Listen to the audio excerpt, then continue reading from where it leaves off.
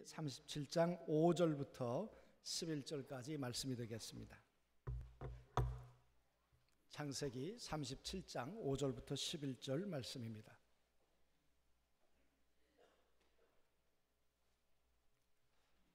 요셉이 꿈을 꾸고 자기 형들에게 말하며 그들이 그를 더욱 미워하였더라.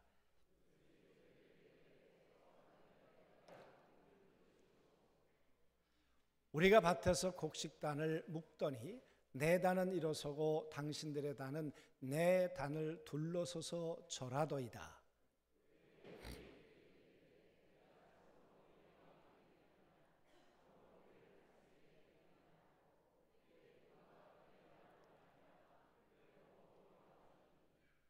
요셉이 다시 꿈을 꾸고 그의 형들에게 말하여 이르되 내가 또 꿈을 꾼즉 해와 달과 11별이 내게 절하더이다 하니라.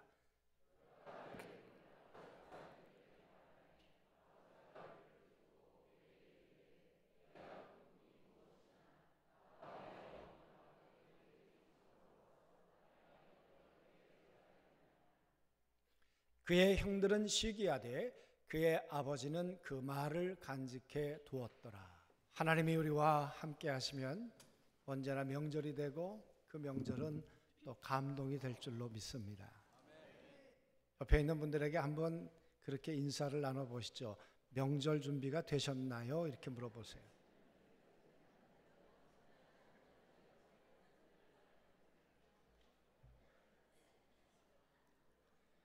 아직 안 되신 분들이 많다고 그러죠? 나갈 때 사실 거 많다고 얘기해 드리세요. 여러분, 명절이 되면 우리가 시간도 준비해야 되고 옛날 같았으면 옷도 준비해야 되고 돈도 준비해야 되고 또 준비할 게 많이 있겠죠. 그러나 정말 준비해야 될 것 우리의 마음이 아닐까. 우리의 품, 가족을 향해 돌아가는데 선물도 준비되고 시간도 준비됐지만 마음이 불편하면 만남이 감동이 되겠습니까? 만남이 위로가 되겠습니까?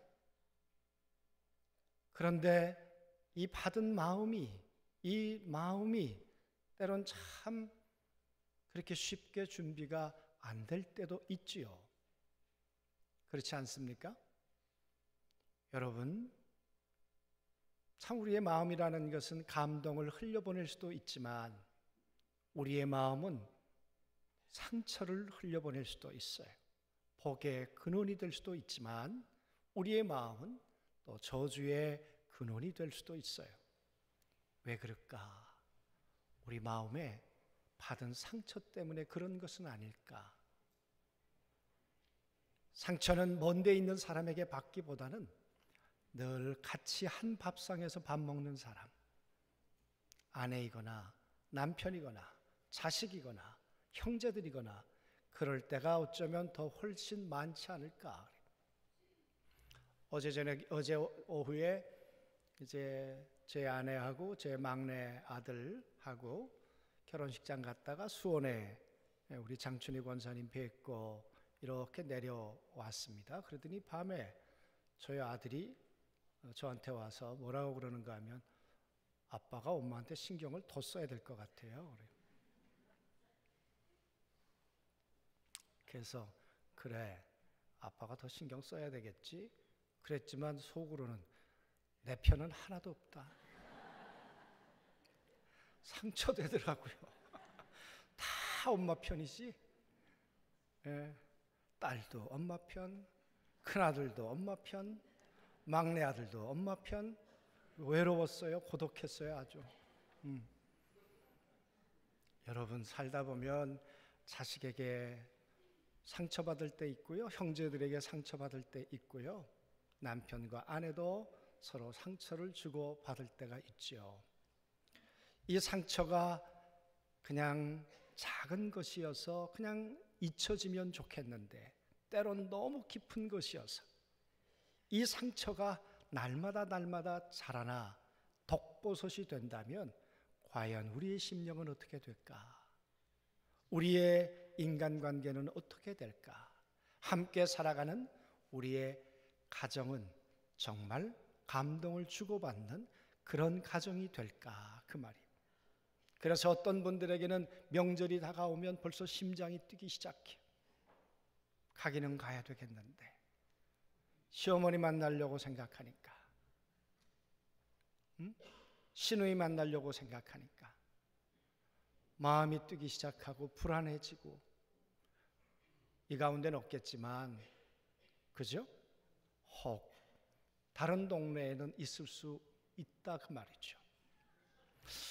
오늘 이 창세기 37장 여기 말씀에 보면 가정의 이야기예요. 야곱의 이야기, 야곱의 형제들의 이야기, 야곱의 자식들의 이야기, 그리고 그 자식들과 그 동생 요셉의 이야기. 어느 날 하나님의 품에서 꿈을 꾸었다면 축하해 줄 일 아닌가요? 정말 감사한 일이잖아요. 그런데 야, 무슨 그런 꿈이 이루어지겠냐? 쓸데없는 소리 하지 마라. 그랬더니 하나님이 다시 요셉을 품에 안으시고 그날 밤에 똑같은 꿈을 꾸게 해 주셨어요. 그래서 그 얘기를 또 했어요. 천진난만하게. 아버지, 형, 아니야, 이거 하나님이 주신 꿈이에요. 어젯밤에 하나님이 내 품에 찾아오셨어요. 그 꿈을 얘기를 했더니 이번에는 아버지도, 야, 너희 아버지도 나도 네 어머니도 너에게 가서 절한단 말이야. 내 형들도 꾸짖었어요. 그런데 그 다음 구절에 보니까 이렇게 얘기를 하죠. 형들은 시기하되 아버지는 마음에 두니라. 그 꿈 이야기를 마음에 간직해 두었어요. 아버지의 품에 자식의 꿈을 품에 품고 있었어요. 과연 이 꿈은 어떻게 될까? 이 품속에 있는 꿈은 어떻게 될까? 오늘 그 얘기 아닙니까? 여러분 어떻게 됐을 것 같으세요? 꿈을 꿨어요. 그런데 어느 날 아버지가 형들이 있는 저 세겜이라고 하는 곳에 갔다 오라 그랬잖아요. 그런데 제가 보니까 아버지가 좀 무책임하신 것 같아요. 왜? 형들이 시기하는 거 알으셨을 텐데. 형들의 품은 따뜻하지 않고 형들의 품은 분노의 품이고 형들의 품은 잔인한 품이라는 거 알았을 텐데. 그런데 어떻게 동생을 홀로 보내는가 그 말이. 그 막내를 어떻게 보내는가 그 말이. 그 아들을. 요셉이 또 착하니까 아버지의 말씀을 따라서 그 먼 거리, 헤브론에서 예루살렘까지가 약 50km, 그리고 예루살렘에서 세겜까지가 40-50km 직선거리. 그러니까 결코 가깝지 않은 거리를 물어물어 찾아갔어요. 그런데 형들이 동생을 보면서 뭐라 그랬습니까? 꿈꾸는 자가 오는도다. 그리고 저 동생을 이제 웅덩이에 집어넣자. 여러분, 그게 형들의 품이었어요. 형들의 품에 동생을 품은 것이 아니라 오늘 그 동생을 웅덩이에 집어넣고 흑암과 혼돈과 공허 속에 집어넣고 그의 인생을 짓밟고 싶었어요. 그의 꿈을 짓밟고 싶었어요. 그게 형들의 품이었어요. 여러분, 이제 하나님 아버지의 품에서 받은 그 꿈은 요셉의 품에서 이제는 사라져 버리게 되어버렸어요. 어떻게 됐을까요, 여러분? 그 웅덩이 속에서 살려달라고 애원했잖아요. 그러다가 이제 그 형들에 의해서 거기서 건짐은 받았어요. 그리고 세월이 흘렀어요. 세월이 10년이 넘게 세월이 지났는데 그 세월이 지난 다음에 과연 이 이야기는 어떻게 됐을까? 우린 지난주 말씀을 보니까 하나님이요, 요셉을 하나님의 형상을, 요셉에게 하나님의 형상을 회복시키셔서 하나님의 형상 가운데 하나님 하나인 능력을, 은사를 회복시켜 주심으로 요셉의 손에다가 이 인장반지를 끼워 주셨어요. 바로의 인장반지를 끼워 주시면서 너는 능력 있는 사람이야, 너는 하나님의 은사로 이제는 충만해진 사람이야, 세상을 다스리고 이제는 정복할 수 있어. 놀라운 일이죠. 감사한 일이죠. 그런데 한번 생각해 보자고요. 받은 상처는 어떻게 됐을까? 만약 요셉의 가슴 속에 있는 그 품 속에 있었던 상처가 독버섯이 됐다면 그가 가지고 있는 이 권력을 가지고 복수하지 않을까요? 그가 가지고 있는 권력을 가지고 형들을 찾아내지 않을까요? 그리고 그들을 다시 웅덩이에 가두지 않을까요? 내가 받은 이 아픔을 몇십 배, 몇백 배로 그들에게 복수해서 그들을 저 무정에게 가두고 싶지 않겠냐 그 말이에요. 지금 요셉에겐 그 힘이 있어요.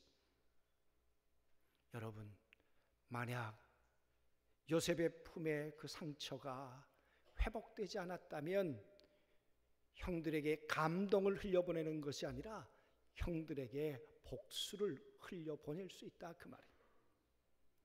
그래서 오늘 하나님은 그 뒷얘기를 하고 계시는 거죠. 여러분, 하나님께서 어떻게 하셨을까? 우리 41장 지난주 말씀해 보니까 하나님께서 요셉이 결혼을 하고 아들을 낳았는데 아들의 이름을 므낫세라 지어줬어요. 그 므낫세 이름의 뜻이 뭐라고 그랬습니까? 아버지 집에 있었던 일을 잊게 해 주셨다. 그 받은 쓰라림, 그 받은 상처를 하나님께서 잊게 해 주셨어요. 여러분, 잊으면 영원히 잊어질까요? 그 상처가? 그 아픔이 영원히 회복될까요? 세월이 지났어요. 가나안 땅에 기근이 들었어요. 형들이 먹을 것이 없어서 애굽으로 내려왔는데 총리가 된 이 동생을 만나게 되었어요. 그런데 형들은 동생이 요셉이라는 걸 몰라요. 총리가 요셉이라는 걸 몰라요. 여러분, 그렇게 오늘 요셉은 형들을 맞이하게 됐어요. 만나자마자 내가 당신 아우입니다. 걱정하지 마십시오. 그렇게 됐을까요? 그가 받은 상처가 그렇게 쉽게 잊어지고 회복됐을까요? 다시 만났을 때 오늘 요셉이 형들에게 이렇게 말합니다. 당신은 정탐꾼입니다. 당신은 내 형제가 아니고 내 형이 아니고 나의 가족이 아니고 나의 혈육이 아니고 당신은 정탐꾼으로 이곳에 온 사람입니다. 그러니까 내 결정에 의해서 당신은 죽기도 하고 살 수도 있습니다. 내 품에서 내가 어떤 결정을 하느냐에 따라서 당신의 미래가 결정될 수도 있습니다. 그 얘기 아닙니까? 그 얘기 끝에 42장에 보면 하나님이 이렇게 얘기를 하세요. 42장 말씀을 보자고요. 42장 20절과 21절 말씀. 42장 20절과 21절 같이 읽겠습니다. 너희 막내 아우를 내게로 데리고 오라. 그러면 너희 말이 진실함이 되고 너희가 죽지 아니하리라 하니 그들이 그대로 하니라. 그들이 서로 말하되 우리가 아우의 일로 말미암아 범죄하였도다. 그가 우리에게 애걸할 때에 그 마음이 괴로움을 보고도 듣지 아니하였으므로 이 괴로움이 우리에게 임하도다. 요셉과 형들을 만나게 해요. 그런데 형들에게 이렇게 말해요. 당신 가족 가운데 동생이 하나 오지 않았다. 형제 가운데. 그 형제가 누구예요? 베냐민. 오늘 요셉의 친동생이잖아요. 그 동생을 데리고 오라. 그랬는데 여러분, 그들이 이렇게 얘기를 해요. 우리 아우가 이 일로 말미암아 아우의 일로 말미암아 범죄하였도다. 우리가 잘못했어. 우리 아우가 저 웅덩이에서 살려달라고 괴롭다고 할 때 우리가 귀를 닫았어. 우리의 마음을 닫았어. 우리의 품을 닫았어. 여러분, 그 얘기 아닙니까? 그러면서 말하기를 괴로움을 보고도 듣지 아니하였으므로 이 괴로움이 우리에게 임하도다. 오늘 우리가 이렇게 가난 가운데 있게 된 것, 오늘 우리가 죽음의 위기 앞에 이 애굽에 내려와서 생명의 위기를 겪고 있는 것, 이 괴로움을 겪고 있는 것은 우리가 잘못 살았기 때문이야. 여러분, 왜 하나님이 이 이야기를 보고 듣게 하셨을까요? 이 이야기 끝에 루벤이 이렇게 이야기하죠. 루벤이 그들에게 대답하여 이르되 내가 너희에게 이 아이에 대하여 죄를 짓지 말라고 하지 아니하였느냐. 그래도 너희가 듣지 아니하였느니라. 그러므로 그의 핏값을 치르게 되었도다. 우리가 핏값을 치르고 있는 거야. 막내 동생이었던 요셉, 그 요셉을 그렇게 웅덩이에 우리가 쓸어 넣었는데 그 핏값을 우리가 치르고 있는 거야. 우리 죄값이야. 이 이야기를 하는데 통역을 통해서 이야기를 했다 그랬어요. 23절에 그들 사이에 통역을 세웠으므로 그들은 요셉이 듣는 줄을 알지 못하였도다. 요셉은 형제들의 이야기를 다 듣잖아요. 여러분, 이 이야기를 들으면서 요셉의 마음은 어땠겠어요? 나만 상처인 줄 알았는데 형들에게도 저게 상처였구나. 나만 가슴앓이를 하고 사는 줄 알았는데 형들도 나를 팔고는 편안하지 않았구나. 그의 마음이, 그의 가슴이. 그 이야기를 확인하면서 오늘 요셉이 거기에 있질 못하고 뛰쳐나가요. 요셉이 그들을 떠나가서 울고 다시 돌아와. 그들 앞에 있질 못하고 뛰쳐나가서 울어요. 여러분, 얼마나 울었을까요? 얼마나 통곡했을까요? 그 눈물, 흐르는 눈물은 뭘 말할까요? 형들을 만나면 절대 용서할 수 없었을 것 같았던 내 마음, 꽁꽁 얼어붙은 만년설 같은 내 마음. 그런데 그 형들의 이야기를 들으면서 그 마음이 녹아내리기 시작하는 거예요. 눈물이 되어 녹아내리기 시작하는 거예요. 여러분, 하나님은 잊게 하셨을 뿐만 아니라 듣게 하셨고 울게 하셨어요. 울게 하셨어요. 여러분, 우리가 살아가다가 형제지간에도, 남편과 아내지간에도, 가까운 사람지간에도 우리가 우리가 잘못한 거 왜 없겠어요? 어제 이 이야기를 가지고 제 막내 아들하고 얘기하다가 제가 그렇게 얘기를 했습니다. 혹 아빠가 잘못한 거 없냐? 내가 너한테 상처 준 거 없냐? 그랬더니요, 이놈이 1초도 안 걸려요. 있지요. 언제 그랬는데? 그랬더니 아빠, 내가 중학교 때, 그러니까 그 아이가 저희 집에서 홈스쿨을 했거든요. 아빠 맨날 이렇게 하라고만 그랬지 아빠 언제 이렇게 하면 된다고 아빠가 언제 신경 한번 써준 적 있었어요? 아빠, 나 그때 상처받았어요. 그래서 그랬죠. 잘못했다. 요셉의 형들이 오늘 요셉 앞에 잘못했다 그 얘기 했잖아요. 여러분, 감동의 밸브가 잠길 수도 있어요. 애정의 밸브가 잠길 수도 있어요. 그걸 다시 풀어놓을 수 있는 건 뭐예요? 자백하는 거예요. 여보, 내가 잘못했다고. 아버지, 내가 잘못했습니다. 어머니, 내가 잘못했습니다. 자식에게도 내가 잘못했습니다. 하나님의 사랑이 펄펄 우리를 향해서 끓을 수 있죠. 하나밖에 없는 아들을 이 땅 가운데 보내셔서 십자가에 피 흘리기까지 우리를 사랑하시는 분이시죠. 그러나 주님이 우리에게 뭐라고 말씀하시나요? 너희가 너희의 죄를 자백하면 나는 미쁘고 의로워서 나는 너를 용서할 수 있어.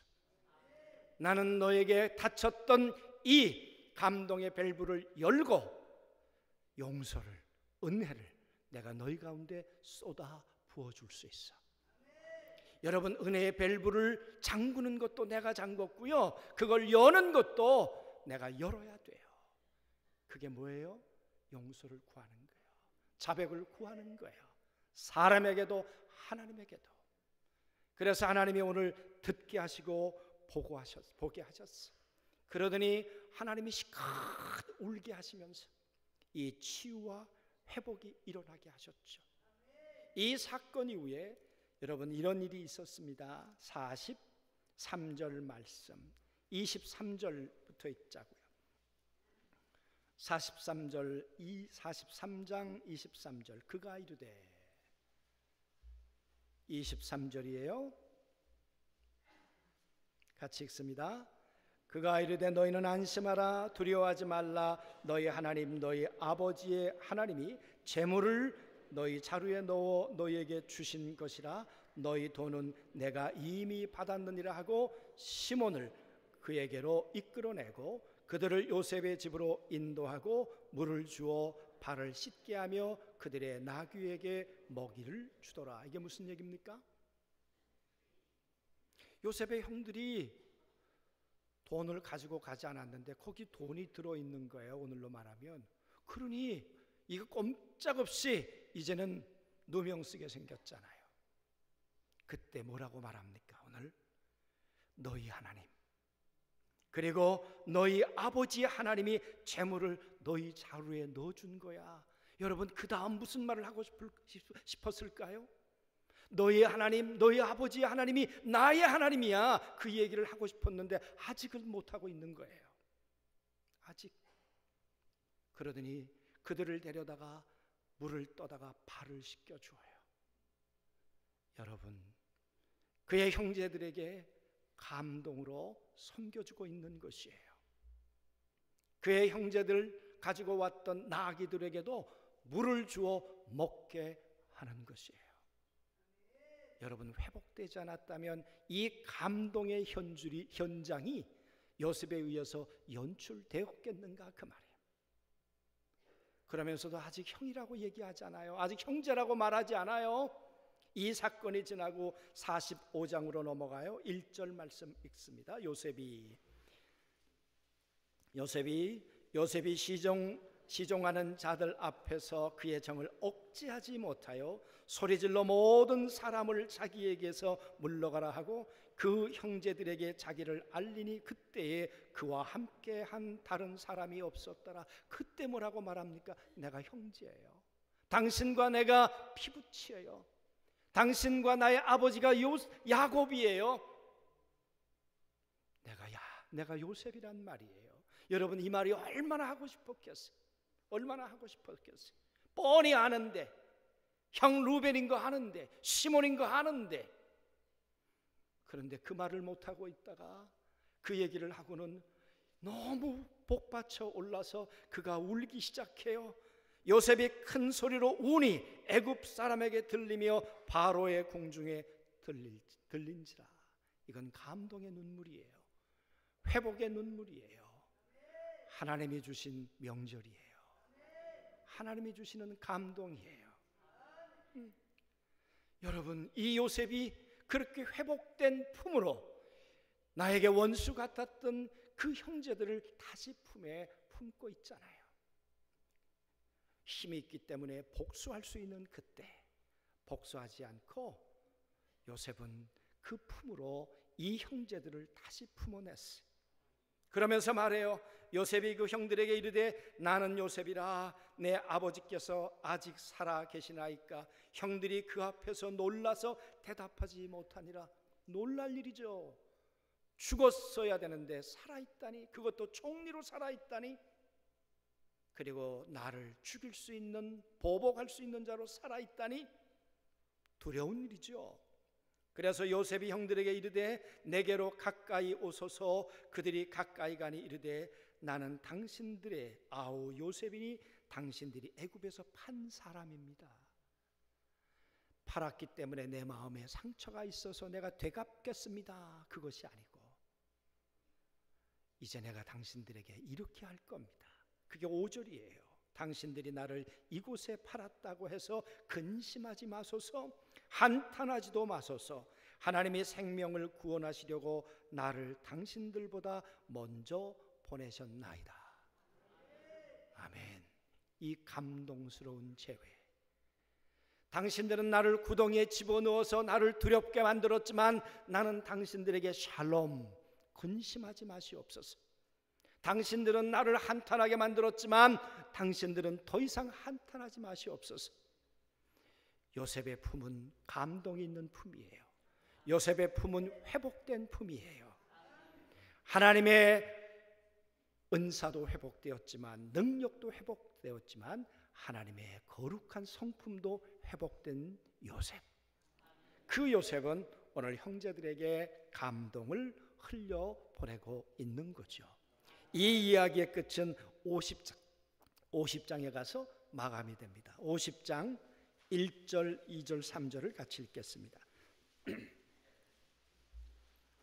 창세기 50장, 요셉이 그의 아버지 얼굴에 굽으려 울며 입맞추고 그 수종드는 의원에게 명하여 아버지의 몸을 향으로 처리하게 하매 의원이 이스라엘에게 그대로 하되 40일이 걸렸으니 향으로 처리하는데 이 날수가 걸림으로 애굽 사람들은 70일 동안 그를 위하여 곡하였더라.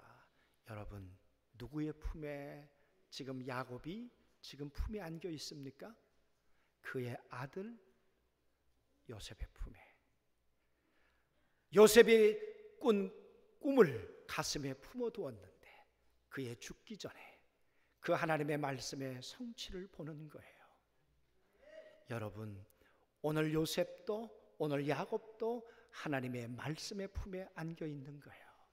전능하신 하나님께서 그들의 삶을 통해 하나님의 품으로 안으셔서 끝내 요셉의 품에 아버지도 안게 하고, 아버지뿐만 아니라 하나님의 말씀의 성취를 안게 하셔서 아버지로 인해 감격일 뿐만 아니라 하나님으로 인해 감격된 생의 마지막을 장식하도록 만들어 주시니가 하나님이신 걸 믿습니다. 여러분, 아들의 품에 안겼을 요셉이 얼마나 감격했을까. 제가 어제 제 아들에게 내가 미안하다 그랬더니 이놈이 벌떡 일어나더니 저를 안아주더라고요. 근데요, 그 느낌이 좋더라고요. 아들의 품이 좋더라고요. 아들의 품이. 아마 야곱이 그랬을 거예요. 요셉의 품이 마지막 숨을 거두면서 내가 험악한 세월을 살았는데 내 인생의 마지막을 이 아들이 하나님의 품이 되어서 나를 안아준다고 생각하니 얼마나 감동이었겠어요. 사랑하는 성도 여러분, 요셉의 하나님이, 야곱의 하나님이 오늘 살아계세요. 그 하나님이 우리의 품을 회복시켜 주시기를 원하세요. 만약 회복되지 않았다면 여러분, 우리의 품은 복수하며 보복하며 상처를 주며 우린 살아가는 삶을 살 거예요. 그러나 우리의 품이 회복되어지면 우리의 가족들에게 우리는 위로의 감동을 주고 소망을 주고 근심하는 그들에게 위로를 주는, 샬롬을 주는 그런 감동의 사람이 될 줄로 믿습니다. 명절은 감동이죠. 감동이어야 하지요. 아내는 남편에게, 남편은 아내에게 감동이어야 하고요. 자식은 부모에게 감동이어야 하고요. 또 자식도 부모에게 감동이어야 하지요.